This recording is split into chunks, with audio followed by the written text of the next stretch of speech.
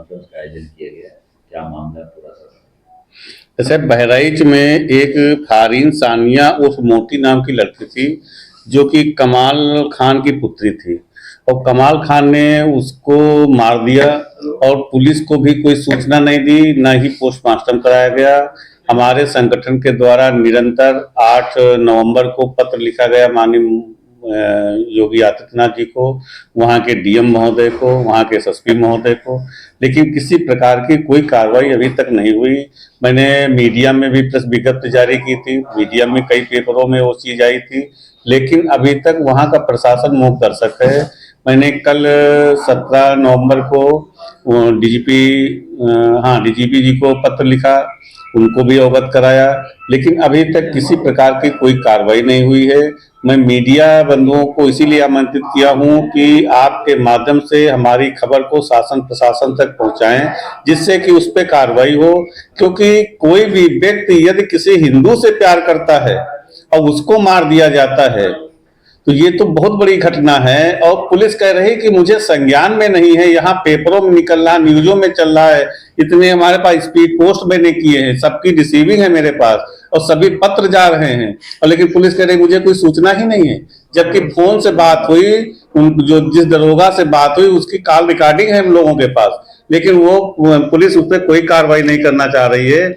एक हमारे नमन पार्टी के जिलाध्यक्ष थे अमित कुमार, उसने भी सूचना की पोर्टल पे मुख्यमंत्री जी के, उस पे अभी संज्ञान में आया है कि सूचना में रिपोर्ट लगा दिया कि वो गांव का निवासी नहीं है। अरे वो कहीं का निवासी है, वो सूचना दे रहा है आपको कार्रवाई करना चाहिए, उस लड़की का पोस्टमार्टम कराना चाहिए। अब उसने जहर भी खा लिया, सुनने में आया कि जहर खा लिया तो क्या पोस्टमार्टम नहीं कराएंगे? कैसे सिद्ध कर देंगे कि उसने जहर खा लिया है?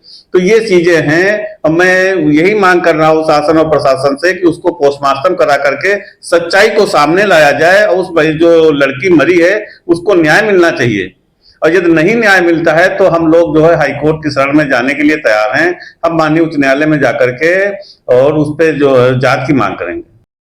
करके महासभा संगठन ने जिस तरह से आज यहाँ पे कॉन्फ्रेंस रखी है, कई मांगे हैं सर, क्या कहना चाहेंगे पूरा मामला? देखिए, जिस तरीके से निर्मम हत्या उस बेटी की हुई है, उसकी सूचना हमारे कार्यकर्ता ने हमको दिया और पोर्टल पर उन्होंने शिकायत भी किया, जिसमें दरोगा जी कोई एक्शन नहीं लिए। और जिस दिन हमको सूचना मिली थी उस दिन मैंने कई बार फ़ोन लगाया, कप्तान साहब को भी फ़ोन किया, उनके स्टोनों ने कहा कि 1 घंटे में बात हो पाई, फिर उनसे बात नहीं हो पाई। लेकिन मैं हाई कोर्ट में था, 1 बजे फिर हमको सूचना मिली कोई आदमी जा नहीं रहा पुलिस का, तो हमने वहाँ तुरंत फ़ोन मिलाया दरोगा जी को नंबर लेकर के। तो दरोगा जी ने कहा कि मैं गया था जांच में, उसके बाप ने बताया कि वो जहर खा के मर गई, लेकिन अब कोई अगर प्रार्थना पत्र दे, एप्लीकेशन दे तो कार्यवाही होगी। हमने उनसे कहा आपकी नैतिक जिम्मेदारी क्या है, आपको तो कम से कम एक्शन लेना चाहिए। अगर कोई आदमी अपने घर पे जहर खा के मर रहा है, घर वालों की जिम्मेदारी नहीं होती पुलिस को सूचना दे।